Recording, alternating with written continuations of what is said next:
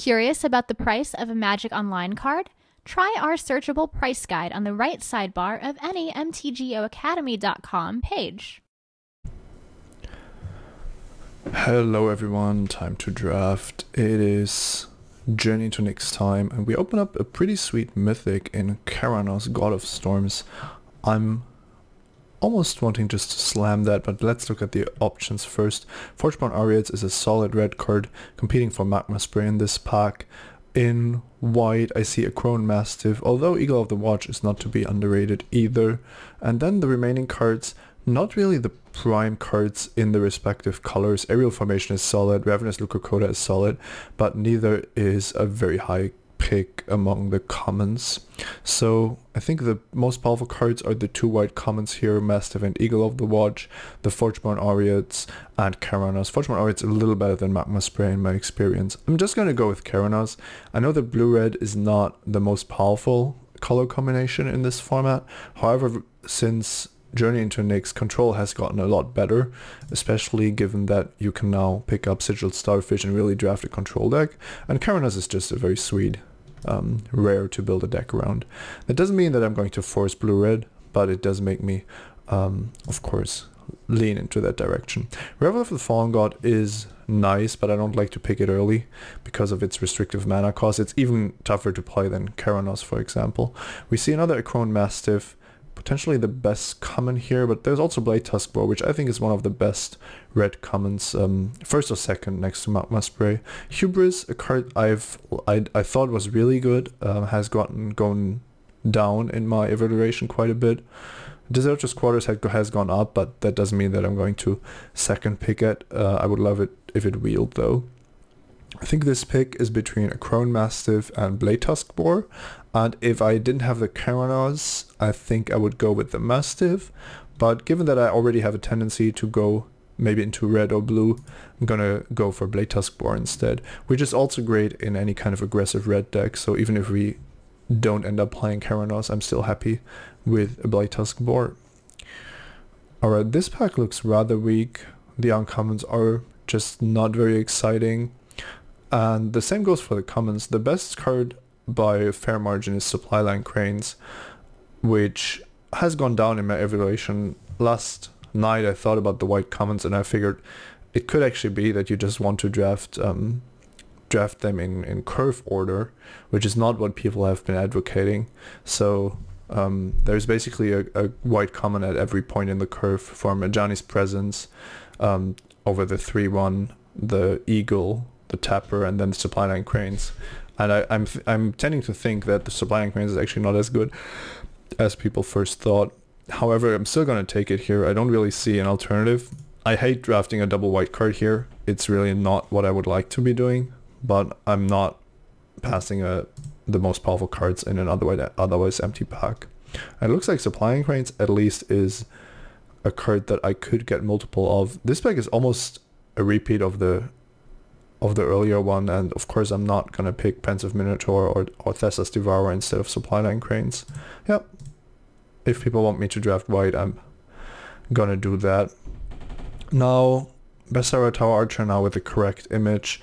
Squelching Leeches, these uncommons aren't exciting. Squelching Leeches is fine if you are heavy black, but in my experience that hasn't happened as often now that Journey into Nyx is out.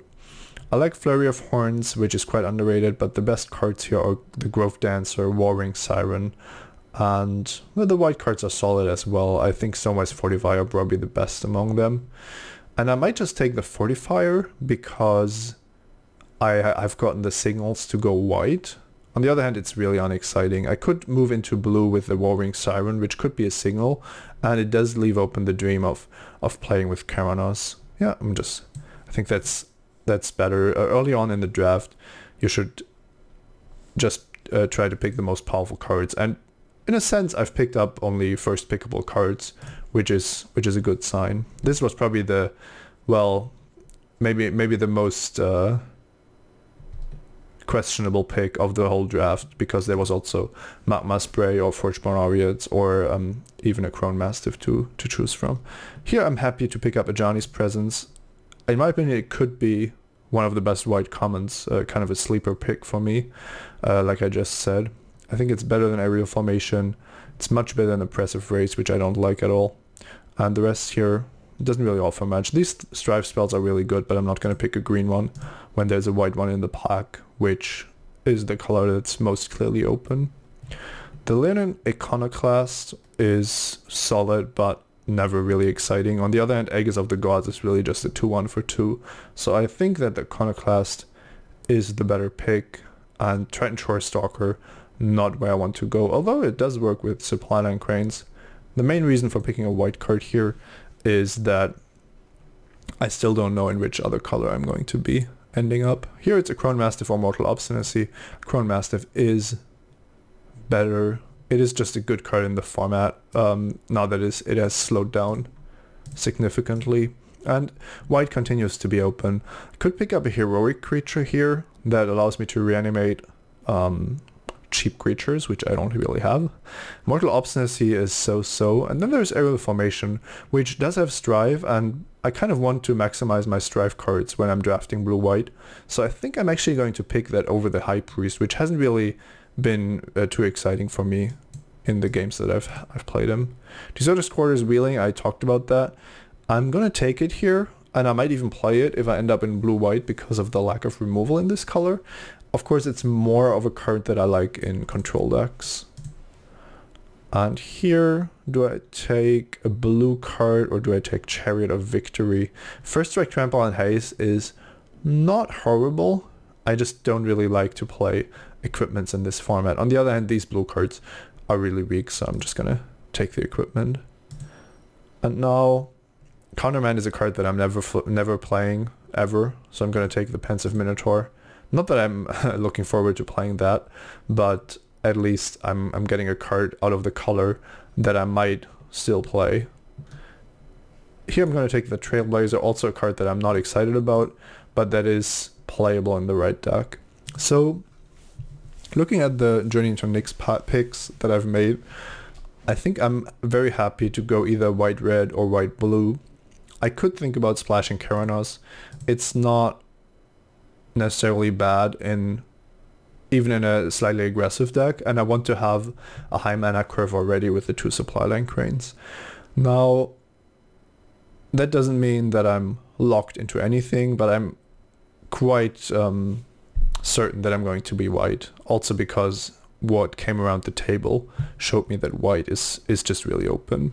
So here, no red cards to speak of, Chorus of the Tides in blue, and then white has Excoriate, Elite Skirmisher, Oresco Sunguide, and Archetype of Courage. So a bunch of cards to choose from. I think the Archetype of Courage has the highest upside.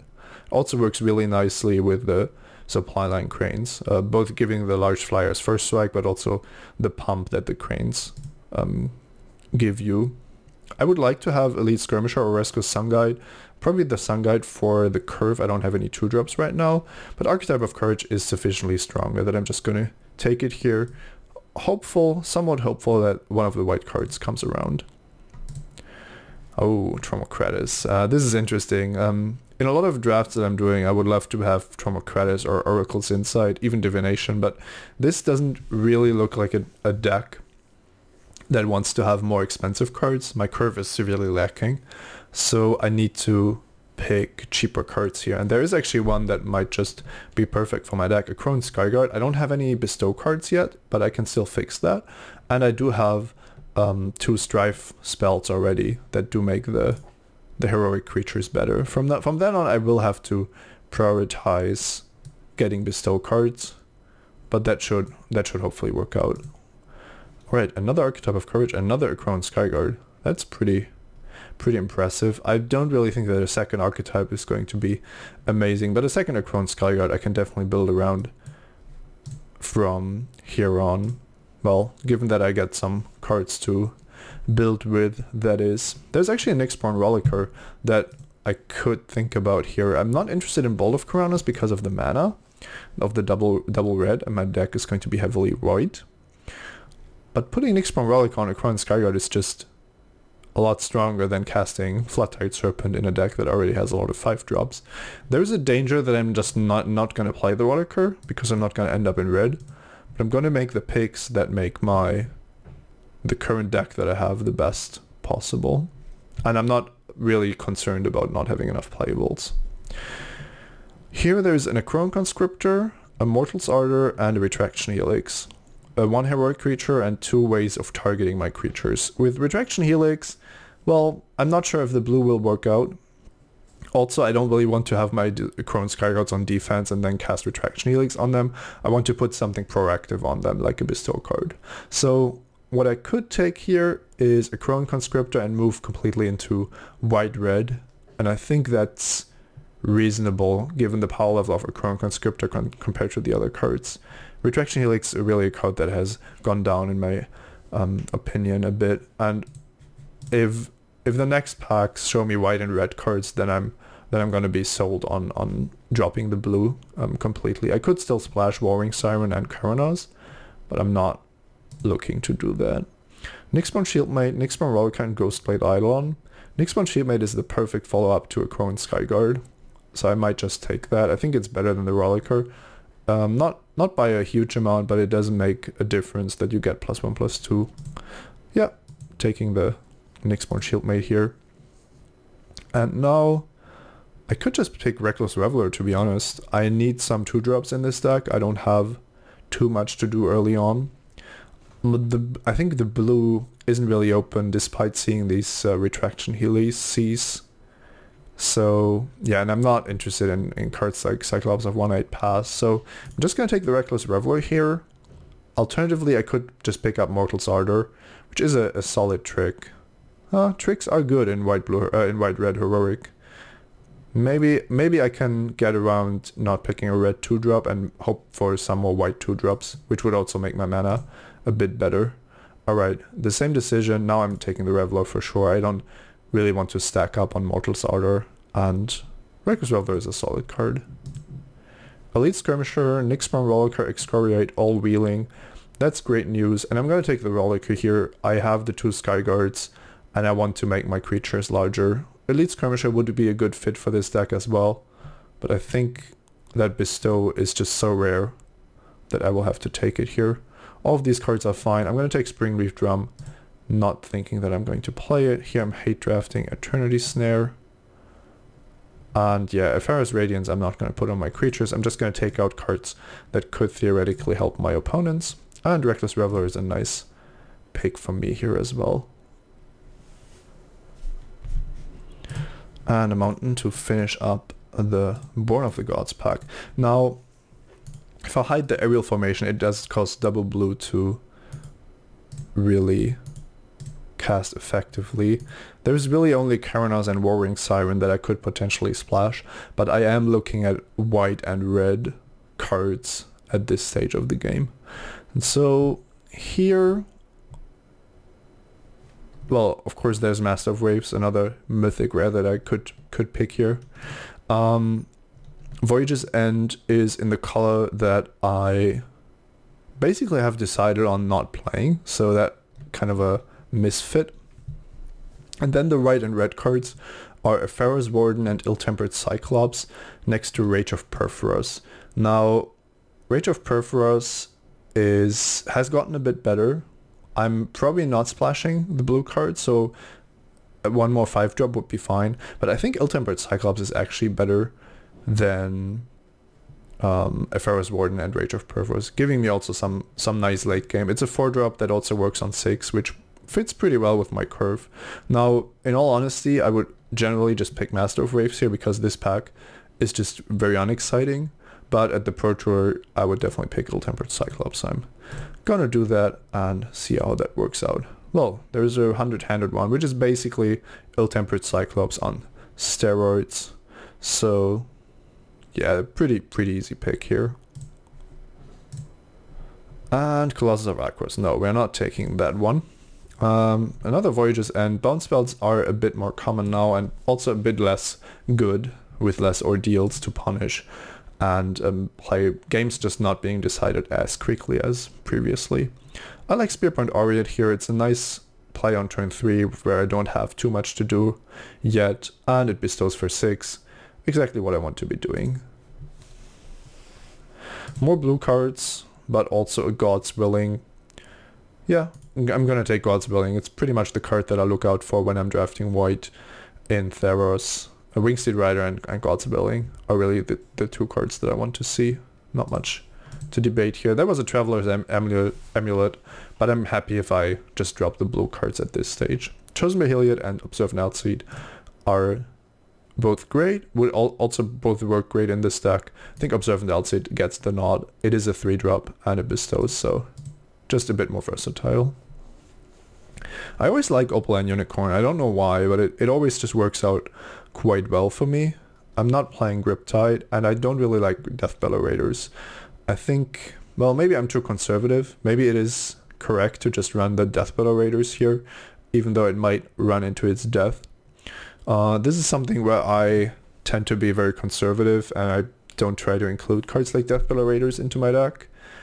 This deck, however, could be a deck that actually could do with the Deathbellow Raiders, and the Opaline Unicorn isn't actually amazing on 3 when I look at the lack of 2-drops. I'm gonna go with the Raiders here. It's a bit out of my range, but hopefully that doesn't backfire. Alright, Wild Settlements and Silent Artisan are really bad. I wouldn't play either of them. That said, Furika's Mender is the most powerful card in this pack, and Time Defeat is the card that I want to play against the least. So I'm going to take out the Time Defeat here. Alright, I think I'm getting another 2-drop here. Leonin Snarecaster, Satyr Rambler, and a Crone Hoplite. So maybe just take a Crone Hoplite. My mana is going to be solid. It might not be as easy to cast as the other creatures, but it has the potential to just go a bit bigger. And this is the pack that I started with. Ferrous Warden still in the pack. Bronze Sable does block Belatusk Boar and all the Intimidate guys. Don't know if I want another random 2-drop with the 2-drops that I already have. Now, if Ferrous Warden, I kind of have a feeling that it wouldn't even make the deck. It is somewhat good in sideboarded games, though. Yeah, let's take the Warden. Maybe it makes it, maybe it doesn't, but I'll always have the option to sideboard it. Kind of like Prowler's Helm. I usually don't main deck it, but it could come in against control decks. And here, I think it doesn't really matter what I take. Yoked Ox is not a card I'm gonna play. I have a strict upgrade here, so let's just take out a creature that actually does something. And here, once again, I'm gonna take the card that I don't want to play against. Alright, that concludes the Theros pack. I think it should be somewhat clear how this deck is going to look like. I don't think that Splashing Keranos is a real option here. My only fixing is Springleaf Drum, which I don't really want to run. So it's going to be white-red once we go to deck building. Alright, quick check here. Just add everything. Keranos, probably not. And then Deserter's Quarters, Chariots of Victory. I kind of already know that they aren't going to make it, sadly, but at least this way we get the best idea of what's going on. I don't think that I need Flame Speaker's Will with the 3 bestow guys. I don't like the Trailblazer, but it might be necessary to run it depending on my creature count. And then there's Deserter's Quarters, Chariots of Victory. I'm gonna put that at 4. I like that I have Spearpoint Aureate and Observant Outseed. My 3-drop, I don't have enough 3-drops in this deck, and they also help out if I draw too many lands, which 100-Handed One and Ill-Tempered Cyclops are also going to do. So that's quite nice. I think I can afford to just only play the best creatures that I've drafted in this deck, and given that these are pretty much auras, I want my creature count to be 19, maybe 20 even, which is high, so I won't have a lot of space for other cards. If I cut these 2 artifacts, which I already talked about, then I will have Mortal's Ardor, God's Dwelling, and a Johnny's Presence. A nice mix of combo tricks that all happen to cost 1 white, which is kind of fun because the opponent will never really be able to play around what you have. I'm also playing all my targeting effects to make cards like a Chrome Conscriptor and the heroic cards as good as possible. So that would mean that I have to cut 3 creatures out of this deck, which definitely seems doable.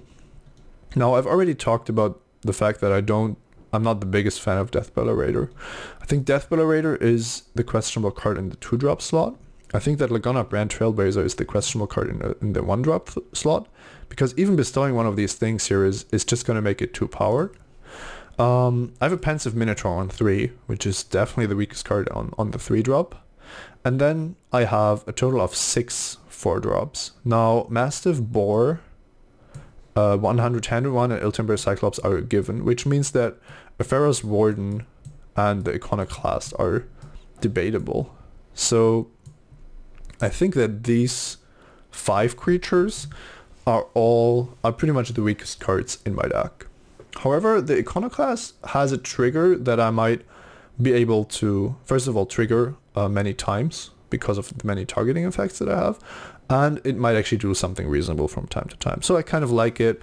It's always going to be a 4-mana 3/2, which isn't bad, and I can give it more than 2 toughness with my bestow effects. So I think the Iconoclast is just good in this deck. Now, I think the Trailblazer is too weak. I'm going to cut it. It just doesn't really do what I want to be doing in this deck. I'm looking at the Flamespeaker's Will once again here, but my Nyxborn Rollicers and the Nyxborn Shieldmate basically work as a better version of the Flamespeaker's Will.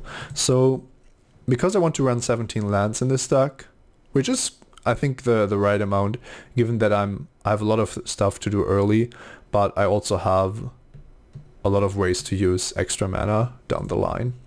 Now, the last 2 cuts mean that I'm only going to run one of these here.